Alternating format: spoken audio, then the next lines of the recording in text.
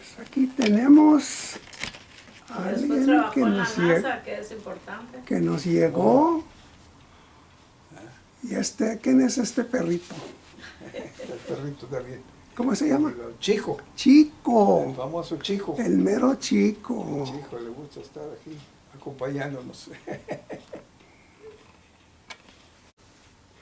Today is October the 6th, 2014, and I'm speaking with Juan H. Marcoida. Juan Hoyos Marcoida. Buenos días, señor Marcoida. Buenos días, señor Martínez. Martínez. Señor Marcoida, dígame lo que se acuerda usted de la historia del CSO. Tell me about the history of CSO that you know. Es una historia muy larga. It's a long history. I don't know. We can make it short and sweet. Yes. CSO was established the original CSO was established in Los Angeles around probably 1947, somewhere around there. And then they organized, it was a successful organization because they were able to register people to vote. And at the same time, they elected the first Mexican American to serve on the city council in Los Angeles. I don't know if you guys remember, Roybal was the last name. So after they established the organization in Los Angeles, the organizer came to San Jose. Fred Ross was the name of the organizer. Fred Ross came to San Jose. The first subject, or the first person that he chose was able to talk to Father McDonald. Father McDonald was a priest of the Guadalupe Church on the east side of San Jose. And he was able to help convince the people on the east side to pay attention to what Fred Ross had to convey to them, to give the information how to set up an organization, as a community service organization. One important subject. That's okay. It was set up, the community service organization was established to more or less take care of the It's okay. take care of the Mexican American people in Los Angeles. People of Mexican descent, because they have a lot of problems. And it was necessary to organize it. Well, if you're going to concentrate, somebody asks, you're going to concentrate to help the Mexican Americans, what we call the Mexican American organization. Well, the most practical way is to set up the name, and the name it will be Community Service Organization, because we're going to serve the community. We're not going to say, well, you're not Mexican descent. I'm sorry, you cannot belong to this organization. So this involves community. So that's the reason why we call it Community Service Organization, o sea, la organización al servicio de la comunidad. So it was a very successful movement because we were able to convince or educate people of the needs to solve a lot of problems in their communities. And the community of Mexican descent, which involved, for instance, neighborhood improvements. There were the streets with no lights. There were streets with no sidewalks, no pavement streets. Okay.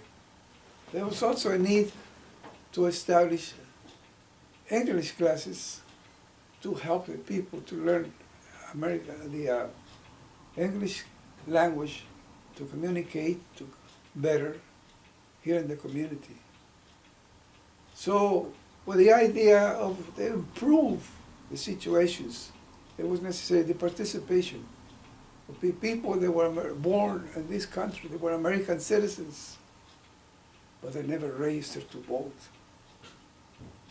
It was necessary to create a program, educational program to make the people at work that they have a right to vote, to elect the people that are going to represent them in the government.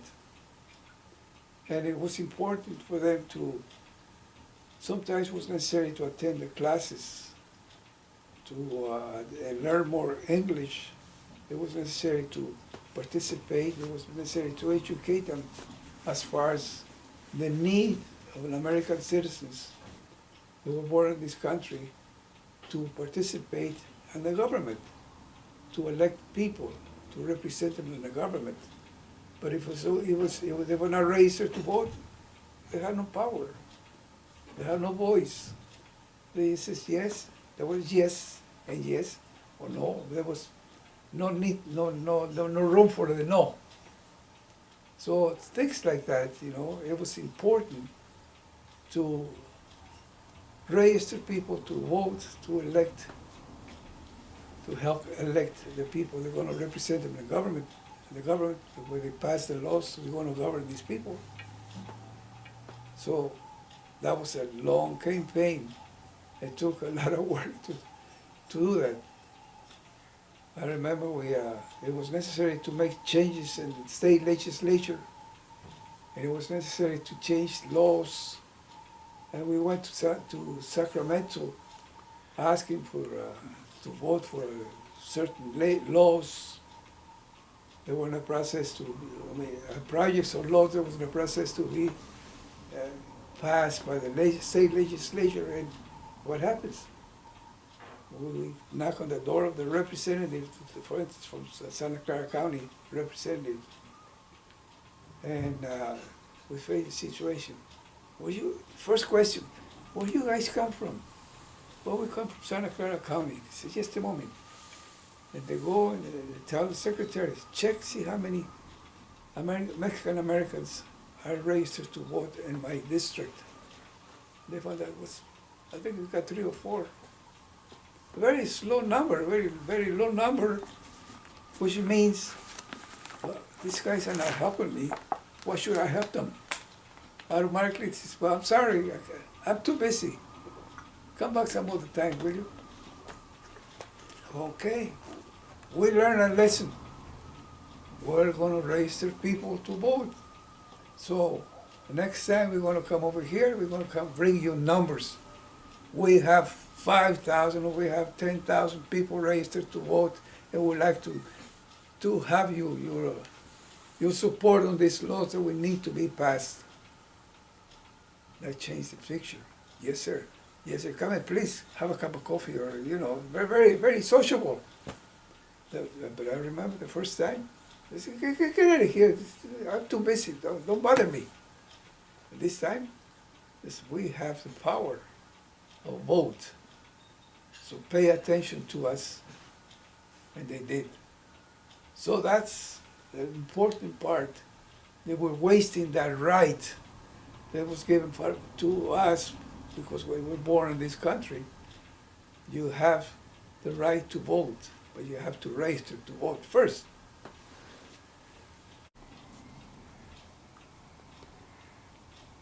Senor Marcoida, would you talk to me about your personal background? When were you born? Who were your parents? Where were you born? Well, I was born in Mexico, en el estado de Hidalgo, de la República Mexicana. So, I came to this country in 1945, after I served my duty in Mexico. Military? Yes. Oh. What year were you born? I was born in 1925. And your birth date? March 25, 1925. And who were your parents? My parents' father was named Juan Marcoida. My mother's name was Gertrudis Hoyos. And Where were they born? they were born in Mexico, in the state of Hidalgo. And how many brothers and sisters did you have? I have 2 sisters, no, 3 sisters. ¿Y cuántos hermanos y hermanas? 3 hermanas solamente. ¿Esto? ¿Y dónde caíste tú? ¿Eras el mayor, el menor? Pues fue el menor. Ah.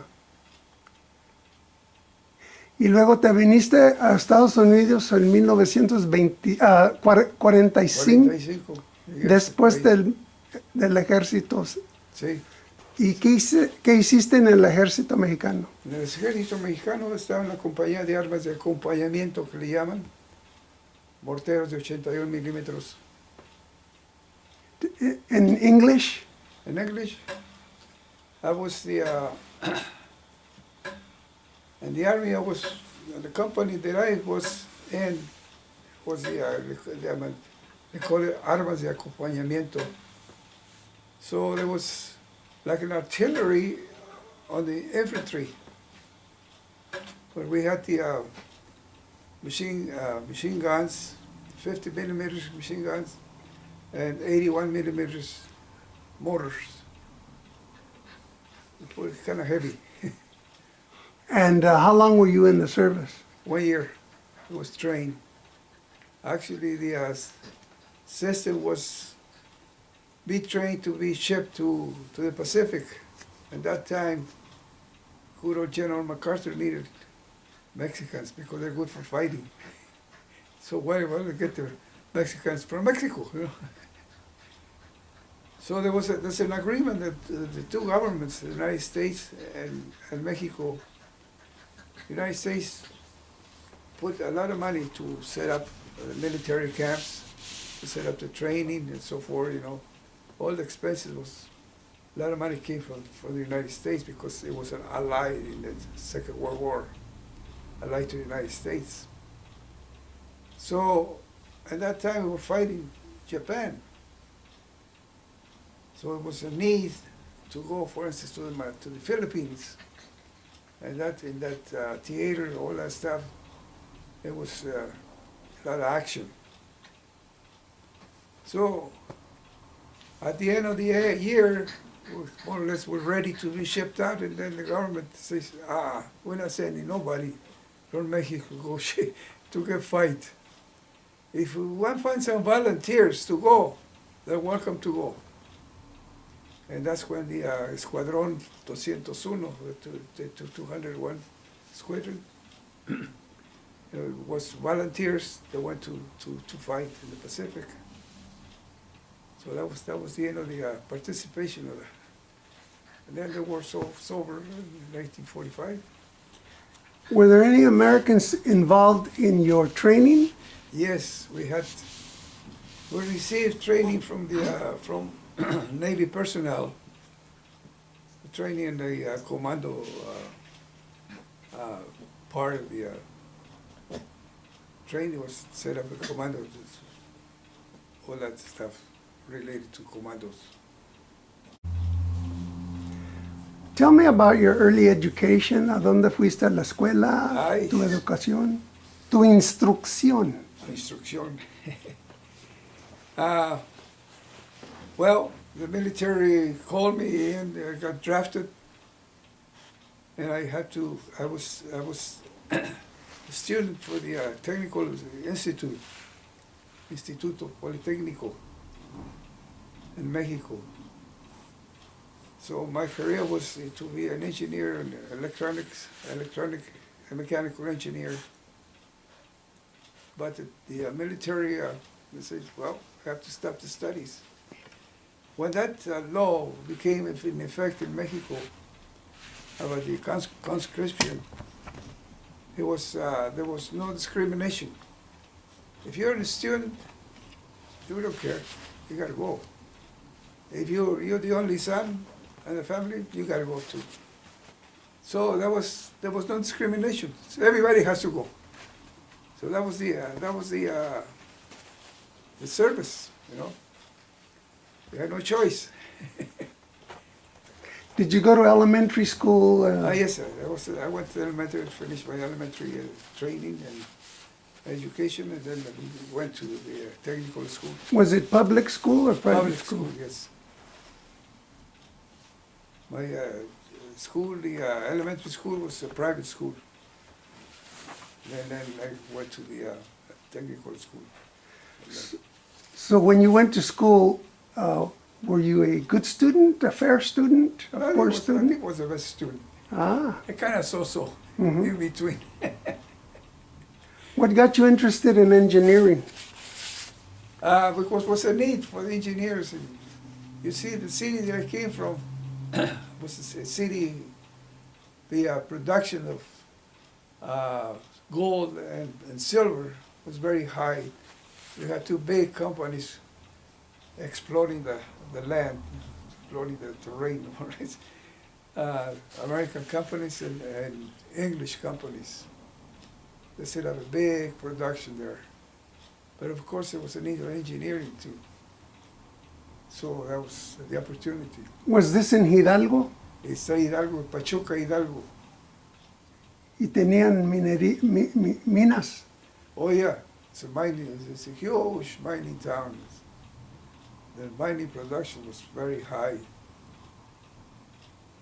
But pretty soon we run out of gold, out of silver, So we have now a lot of holes underground, a lot of tunnels.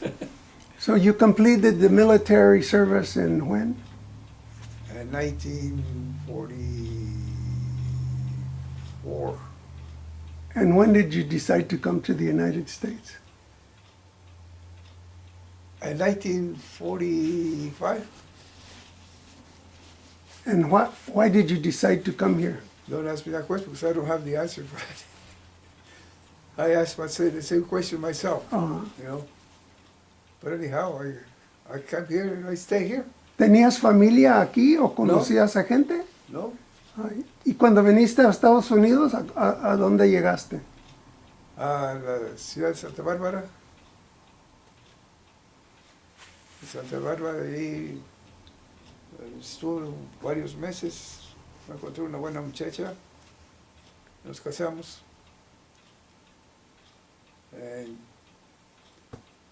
Pues ella dijo, ay, te quedas, ella se fue.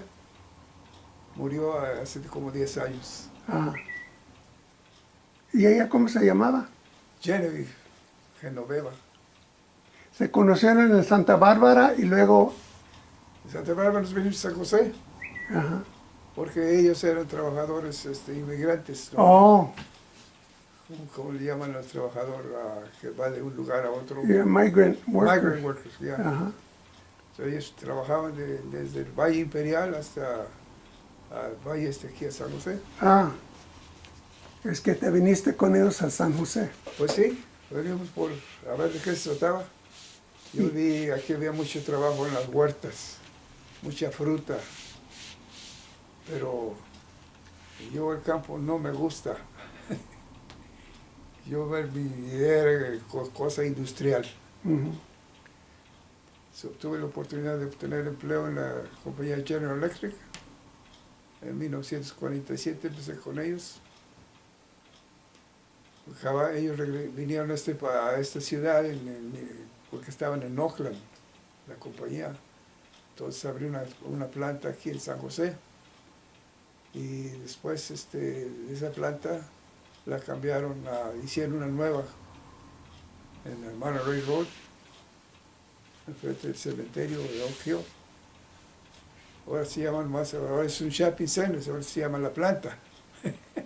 ¿Y qué producían? Motores eléctricos para diferentes aplicaciones,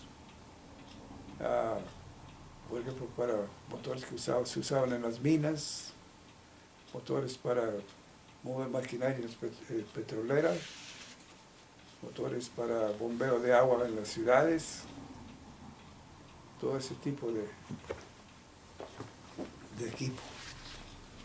Iba a decir que después, debido a la competencia que nos hizo Japón el motor que hacíamos nosotros aquí, Japón lo estaba haciendo más barato. So, el cliente con mejor compró el motor barato que compró que el motor que se dice aquí. So, fue necesario cerrar la planta. Entonces me quedé yo sin trabajo, se puede decir. ¿En cuál año fue? Oh, muy buena pregunta. Creo que fueron 85, por ahí así. Entonces de ahí, pues yo estaba muy joven todavía para jubilarme. So, tuve que ir a buscar trabajo y encontré trabajo trabajando por Lockheed, en el trabajo de el espacio, todo relacionado con los, ¿cómo se llama? Las naves del espacio, la estación que está ahorita. El último proyecto que trabajé yo fue el telescopio, el Hubble, Ujú. y la estación esa que están volando ahí ahorita, ¿cómo se llama? El Space Station. The Space Station Yeah. and the Hubble. And the Hubble. That was, Ah. terminé esos proyectos y dije, bueno, ¿qué estoy haciendo yo trabajando? Ya puedo obtener a los 62 años me jubilé. Ah. La compañía dice que estás loco porque necesitamos aquí tu trabajo. ¿Por qué no te quedas hasta los 65? Le digo, tú me garantizas que yo voy a vivir hasta los 65, me quedo. Dice, no, no te puedo garantizar, pues me voy y ahí nos vemos. Les di una semana de anticipo. De otro modo, si me hubieran ir a correr, pues me dice, en una semana tu empleo se terminó a volar, ¿no? En trabajar en esos proyectos, the Hubble telescope and the Space Station, what did you do? Different, you have to make different components for these two projects. So it involves a lot of machining, small parts, big parts, you know. I work with lathes. They were 20 inches in diameter, huge things, or small lathes. I never knew what I was going to do from one day to another. Every day was different.